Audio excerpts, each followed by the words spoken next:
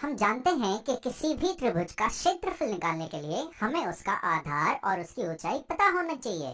तो यहाँ पर अगर मेरे पास एक त्रिभुज है और ये जो त्रिभुज है यहाँ पर, इसका आधार हमें दिया गया है। इसका आधार समझो हमें दिया गया है 5 इकाइयाँ और इसकी ऊंचाई भी हमें दी गई है और समझो कि इसकी ऊंचाई हमें दी गई है 6 इकाइयाँ।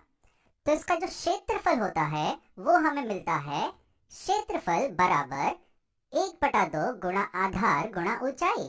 तो यहाँ पर हमारे पास आएगा इसका क्षेत्रफल 1/2 गुणा इसका आधार जो है 5 इकाइयाँ और गुणा इसकी ऊंचाई जो है 6 इकाइयाँ। तो ये होगा 5 गुणा 6 यानी कि 30 और उसका आधा हो जाएगा 15।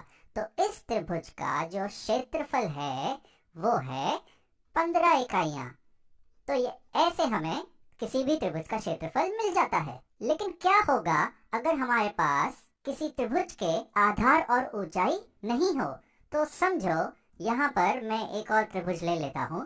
तो ये मैंने एक त्रिभुज ले लिया और इस त्रिभुज में मुझे यहाँ पर सिर्फ इस त्रिभुज की भुजाएं पता है।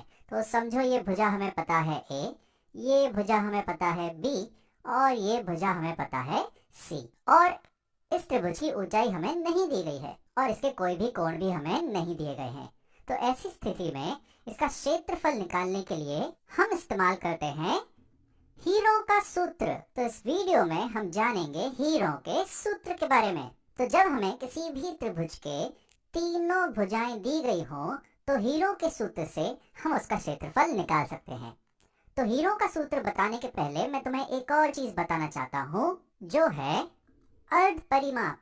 तो इस त्रिभुज का परिमाप तो हम जानते ही हैं, वो होता है A धन B धन C यानी कि इनकी भुजाओं का योगफल। तो अर्ध परिमाप जो है वो बराबर होता है A धन B धन C बटा 2।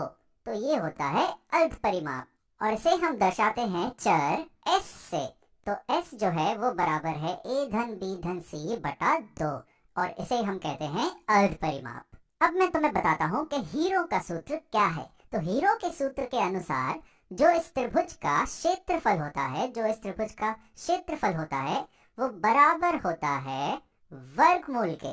किसके वर्गमूल के? तो वो मैं यहाँ लिख रहा हूँ, वो बराबर होता है वर्गमूल के S गुणा S ऋण A गुणा S ऋण B गुणा S ऋण C।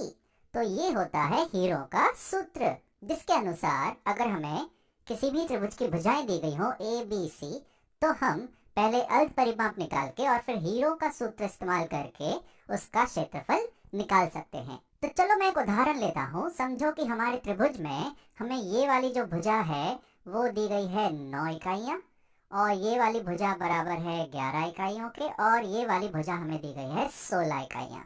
तो सबसे पहले तो हम निकालेंगे हमारा अर्ध परिमाप। तो अर्ध परिमाप जो होगा वो होगा A धन B धन C यानी कि 9 धन 11 धन 16 बटा 2। तो 9 धन 11 हो जाएंगे 20 धन 16 हो जाएंगे 36 और 36 बटा 2 हमें मिलेंगे 18। तो जो यहाँ पर S है अर्ध परिमाप वो हमें मिल रहा है 18। और अब हम इस्तेमाल करेंगे हीरों का सूत्र। तो यहाँ से जो क्षेत्रफल है, जो क्षेत्रफल अगर मैं इसे नाम दे देता हूँ A, तो जो क्षेत्रफल है A वो हमें मिलेगा एक वर्गमूल और वो जो वर्गमूल होगा वो होगा S गुणा S ऋण A गुणा S ऋण B गुणा S ऋण C। तो यहाँ पे जो S है वो है हमारा 18। तो यहाँ पे आ जाएगा 18 गुणा 18 ऋण A है यहाँ पे 9 गुणा 18 ऋण B यानी कि ये है 11 और यहाँ पर गुणा 18 ऋण C यानी कि वो है यहाँ पर 16। तो इस चीज का जो वर्गमूल होगा वो होगा हमारे इस त्रिभुज का क्षेत्रफल। तो चलो इसे मैं आगे बढ़ाता हूँ। तो यहाँ पे जो क्षेत्रफल है वो हमें मिलेगा, यहाँ पर है हमारे पास 18 और गुणा 18 ऋण 9 हो जाएंगे 9 गुणा 18 ऋण 11 ये हो जाएंगे 7 गुणा 18 ऋण 16 यानी कि ये हो जाएंगे यहाँ पर 2 और इसका हमें निकालना होगा वर्गमूल। अब अगर तुम यहाँ पे देखो तो यहाँ पे ये है 18 और ये है 9 गुणा 2। 9 गुणा 2 भी 18 होता है। तो यहाँ पर वर्गमूल के अंदर हमारे पास है 18 गुणा 18 यानी कि 18 का वर्ग। तो ये जो है ये बराबर हो जाएगा 18 गुणा वर्गमूल 7 के। तो हमें हमारा क्षेत्रफल इस त्रिभुज का मिल गया। यह है 18 गुणा 7 का वर्गमूल, इतनी वर्ग इकाइयां। तो इस तरीके से हीरो का सूत्र इस्तेमाल करके हमने इस त्रिभुज का क्षेत्रफल निकाल लिया।